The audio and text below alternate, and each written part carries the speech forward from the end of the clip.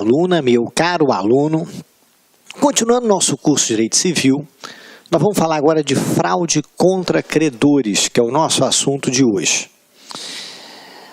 Para a gente poder conversar sobre fraude contra credores, para a gente poder dissecar o assunto, a gente tem que chamar a atenção, em primeiro lugar, do nosso artigo mestre, aquele artigo que vai ser a base da gente, que é o artigo 158. O que a gente vai fazer? Tem ele na íntegra aqui. A nossa preocupação inicial não é dissecar, não é lê-lo todo agora, não é isso, a gente parte por parte dele. Então, para a gente partir por parte dele, a primeira coisa importante é o que é fraude contra credores e quais são os requisitos básicos dela. A ideia primeira da fraude contra credores, o primeiro momento dela está aqui, é todo negócio prejudicial ao credor. Então, quando você pensa em fraude contra credores, você vai pensar logo de cara num negócio prejudicial ao credor. Mas como assim? A ideia do como assim é o seguinte: no momento em que a obrigação surgiu, no momento que o crédito surgiu, o devedor era solvente.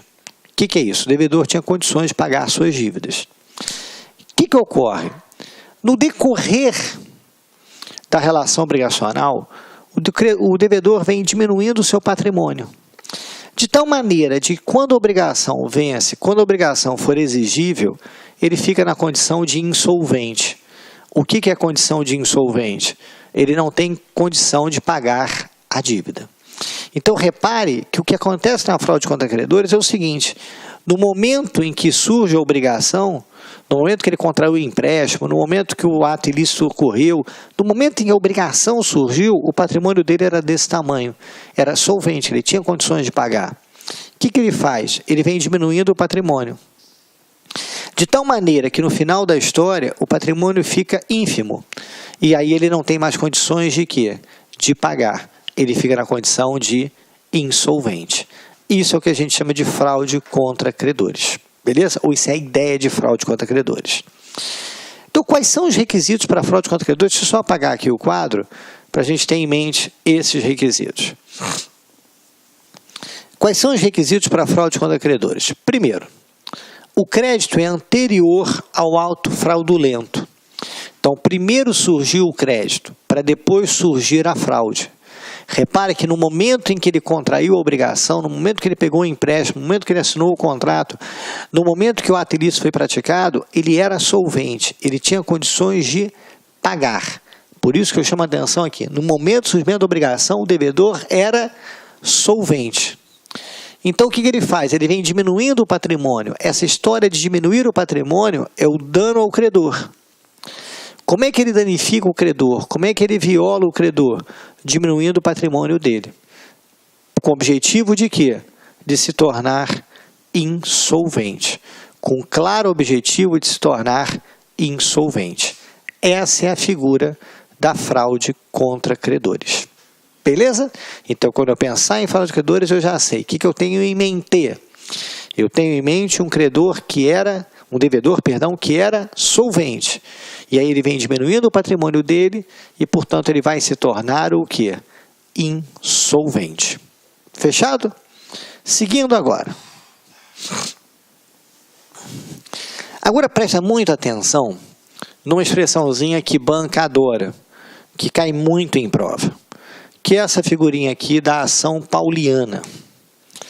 Toda vez que você ouvir falar em ação pauliana, aqui, ó, essa ação aqui, bem destacando, essa ação pauliana é a ação da fraude contra credores.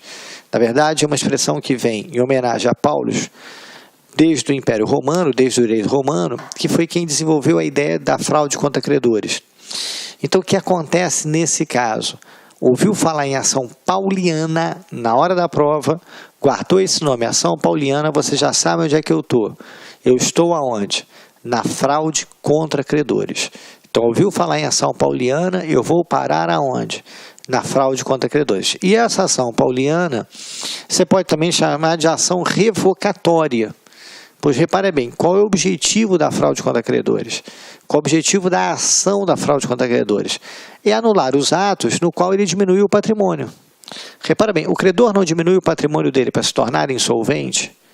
Então, qual o objetivo da fraude, da ação com fraude contra credores? O objetivo é anular essa diminuição, é anular esses atos que levaram à diminuição. Como assim, Guerra? Repara bem, eu tinha um patrimônio de X quando contraí a obrigação. O que eu fiz? Eu doei a casa para minha mãe. Eu coloquei o carro em nome do meu filho. Eu vendi o imóvel para o meu primo. De tal maneira que eu comecei a dissipar o patrimônio. Então, você quer anular esses atos em que você vai dissipar o patrimônio. Beleza? Por isso que a ação pauliana é a ação que visa o quê? Declarar nulidade, decretar a nulidade do ato praticado com fraude contra credores. Então, o objetivo é decretar a nulidade desse ato praticado com fraude contra credores. O que é esse ato? Eu, Guerrinha, coloquei a casa em nome da minha mãe. Como é que eu fiz? Eu doei para ela. Então, você quer anular essa doação. Eu vendi para alguém. O que você quer? Anular essa venda. Então, o seu objetivo é anular esses atos da transmissão do patrimônio para que esses bens voltem a mim. E voltando a mim, haja a possibilidade de você me executar, de você me cobrar. Então, eu queria que nesse momento você se colocasse no lugar do credor. Se colocou? Qual a sua ideia na fraude contra credores? Você, credor, quer anular essa doação que eu fiz, quer anular essa venda que fiz. Para quê? Para que os bens voltem para mim. E aí você possa me executar, possa me cobrar. Joia? Só toma cuidado numa coisa. Essa nulidade aqui é a nulidade relativa. Essa nulidade aqui é a nulidade relativa. Também chamada de quê? De anulabilidade. Eu sei que o assunto da aula de hoje não é nulidade, né? Vai ter uma aulinha para invalidade. Nessa aula de invalidade a gente vai conversar melhor sobre isso, mas na aula de hoje já fica o registro o quê? Que essa nulidade é a nulidade relativa, é a chamada anulabilidade.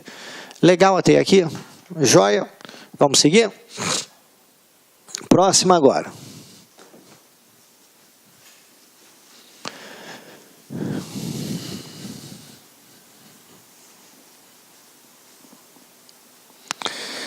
Artigo 158, que é aquele artigo mestre nosso. A gente apresentou ele, então agora a gente vai dissecar o 158. Beleza? Os negócios de transmissão gratuita de bens ou remissão de dívidas. Devagar, vamos bem devagarzinho aqui.